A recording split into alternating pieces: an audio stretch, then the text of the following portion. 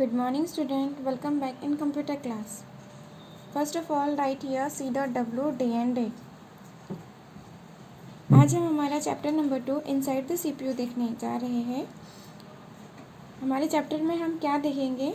Inside the CPU cabinet, the power supply, motherboard, expansion card, port, disk drive, ROM and RAM. One day, while mummy was making chutney, the mixer grinder suddenly stopped working. Despite her trying many times, it didn't start again. Hence, she had to call electrician. The electrician uncle came and opened the body of mixer grinder. Ira and Varun were amazed to see so many parts inside. The electrician uncle told them that most electrical and electronic machines have numerous parts inside them. Each part has a specific role to play. This made kids curious about the parts inside their beloved computer cabinet. As soon as Papa came home, they made him explain all the main parts. This is what Papa explained. A computer cabinet is the case that contains various components of desktop computer. ये आपको एक समझाने के लिए छोटा सा paragraph है कि एक दिन मम्मी क्या कर रहे थे, चटनी बना रहे थे। अब चटनी बनाते बनाते उनका मिक्सर ग्राइंडर हो गया ख़राब। अब हो गया, मम्मी ने बहुत बार ट्राई किया पर वो नहीं सुधर रहा था। फिर उन्होंने क्या किया, इलेक्ट्रिशियन अंकल को बुलाया ताकि वो मिक्सर ग्राइंडर को जल्दी से सुधार सके। जब मिक्सर ग्राइंडर अंकल सुधारने आए तब उन्होंने मिक्सर ग्राइंडर को ओपन किया तो उसमें बहुत सारे पार्ट्स थे।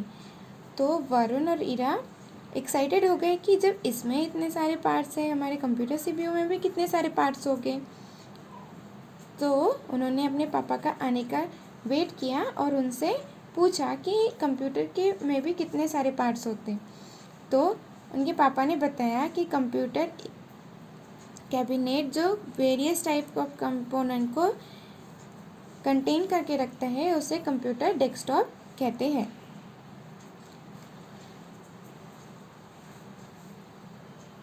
A computer cabinet are available in variety of shape and size. पापा ने उन्हें कहा कि कंप्यूटर कैबिनेट बहुत सारी वेराइटी में और अलग अलग शेप में अपने को अवेलेबल होते हैं। They are usually made of material like steel, plastic, aluminium along there. वो कैसे बनते हैं? स्टील, प्लास्टिक, एल्यूमिनियम से बनते हैं।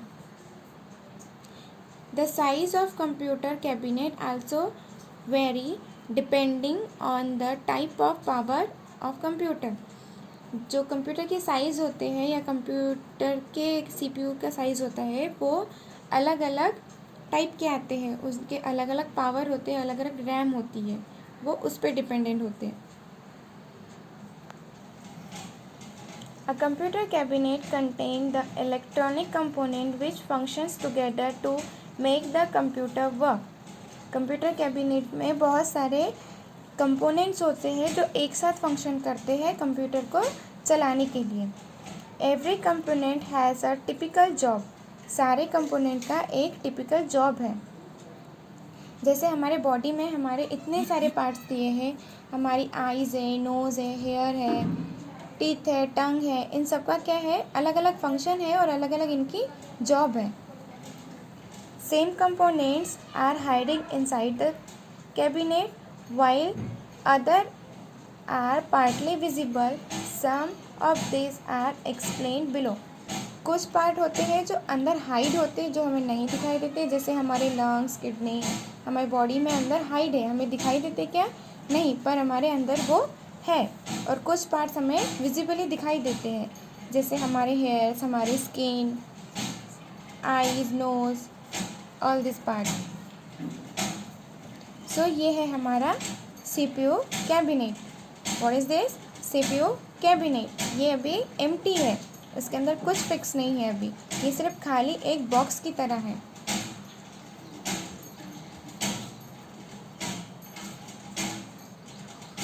The power supply. You know that the computer is an electronic machine. आपको सभी को पता है कि हमारी कंप्यूटर क्या है, एक इलेक्ट्रॉनिक मशीन है।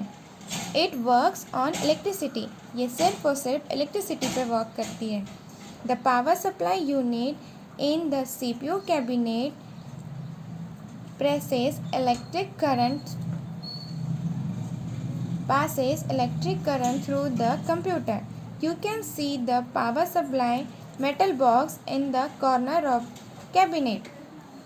आपका जो ये है पावर सप्लाई है, क्या है ये पावर सप्लाई, क्या है पावर सप्लाई, ये आपके यहाँ पे होता है fix. You can see the power supply metal box, ये आपका पावर सप्लाई का मेटल बॉक्स आप देख सकते हो, पर ये कहाँ फिक्स होता है, हमारे CPU कैबिनेट के इस बॉक्स में फिक्स होता है। The power cord and the cooling fan are also visible in the box. You turn on the power by switch on the main power supply which on the wall and then pressing the little push button in front of CPU cabinet. हम आपको बताएंगे कि आप कैसे on करोगे, हमारा CPU हमें कैसे ऑन करना होता है। हम पावर कार्ड और हमारा कूलिंग फ़ैन हमें दिखता है, हम आपको अभी CPU ओपन करके दिखाते हैं कि वो कैसे दिखता है। देखिए ये है आपका CPU बॉक्स, इनसाइड से ऐसा दिखता है। ये है आपका पावर बॉक्स जिसकी हम बात कर रहे थे। ये है हमारा 450 वोल्ट का, ये वोल्ट पे डिपेंड होता है कि कितने वोल्ट का होगा, और जितने वोल्ट का आता है उतने ही वोल्ट का ज़्यादा अच्छा रहता है ताकि हमारा CPU फास्टली वर्क कर सके। हम हमारे कूलिंग फ़ैन की बात कर रहे थे जो हमारा ऊपर दिखता है, ये है आपका कूलिंग फ़ैन। ये आप जैसे ही स्विच ऑन करोगे कूलिंग फ़ैन ऑन हो जाता है, क्योंकि कंप्यूटर जब वर्क करता है तो उसके अंदर हीटिंग होती है, तो वह हीटिंग को कूलिंग करने के लिए ये कूलिंग फ़ैन की ज़रूरत होती है। जैसे हमारी बॉडी बहुत ज़्यादा हीटेड हो जाती है तो हमें ठंडी हवा की ज़रूरत होती है उसे कूल डाउन करने के लिए, उसी तरीके से ये है हमारी मदरबोर्ड, ये है हमारी motherboard. Motherboard get the name because of its like mother of all parts of computer. The motherboard is the largest circuit board and has many smaller circuit plug into it. ये क्या है, एक largest circuit box है। ये है तो छोटी सी, पर इसकी क्या है, जैसे हमारी मम्मी हमारी सुपर वूमन होती है, वैसे ही ये मदरबोर्ड कंप्यूटर के लिए उसकी लाइक अ मदर होती है। जो हमारे छोटे छोटे जो कैबिनेट्स है, ये वायर्स आपको ये दिख रहे बेड्स वगैरह, इन सबको एक साथ वर्क करने के लिए यही काम आती है।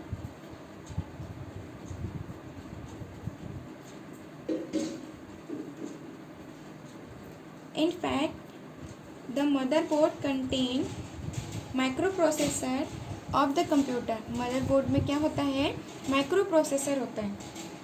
While microprocessor is a hardware, it execute a set of instruction as known as software. Motherboard क्या है?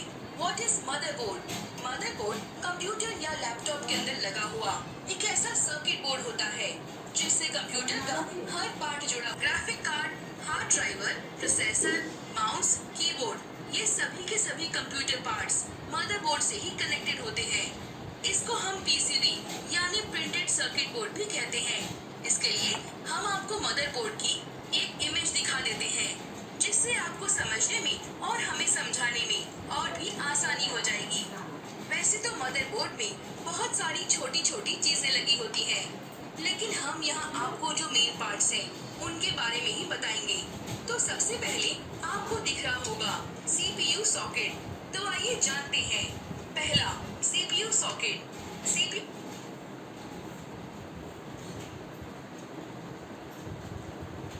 सॉकेट कंप्यूटर के अंदर मदरबोर्ड में लगा हुआ वो पार्ट होता है जिस पर प्रोसेसर लगाया जाता है।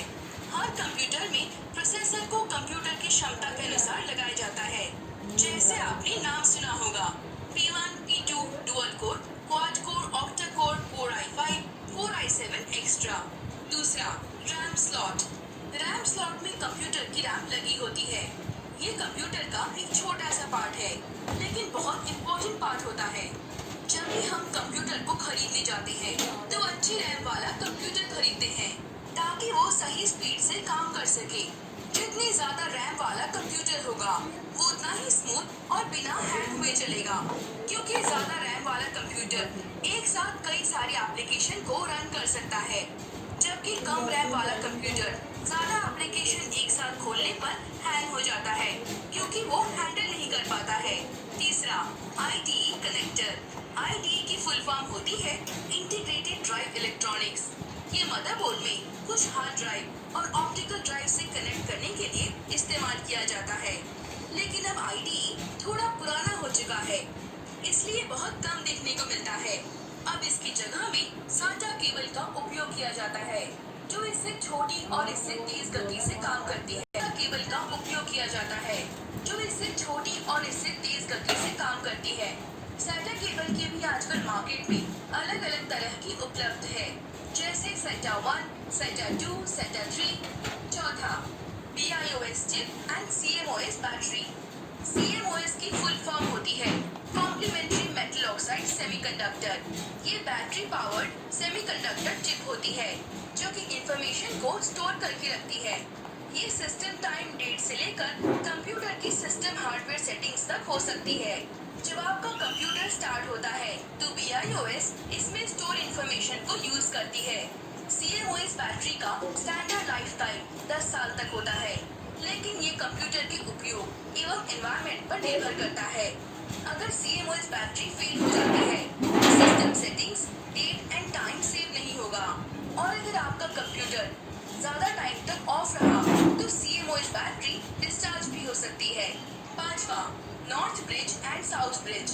कंप्यूटर भागों में विभाजित किया जाता है, नॉर्थ ब्रिज और south bridge. North bridge memory PCI slot को मैनेज करता है और south bridge processor network card को मैनेज करता है। छठा, रियर कनेक्टर। ये कंप्यूटर के सबसे किनारे पर दिए गए पोर्ट होते हैं, जिससे आप अपने माउस, कीबोर्ड और डेटा केबल जैसी चीजों को जोड़ते हैं।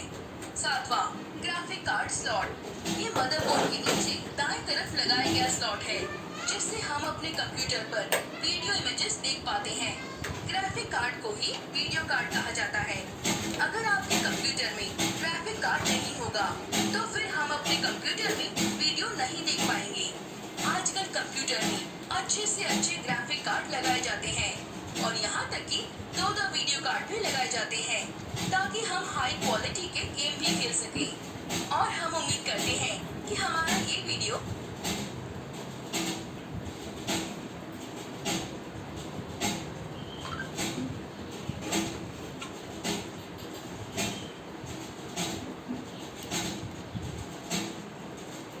This is our ports. Ports are slot that visible at the back side of computer server cabinet. These ports are used to plug in hardware. They are connected to expansion card inside the cabinet. These expansion cards are plugged into the motherboard and they are connected to their component by cabinet.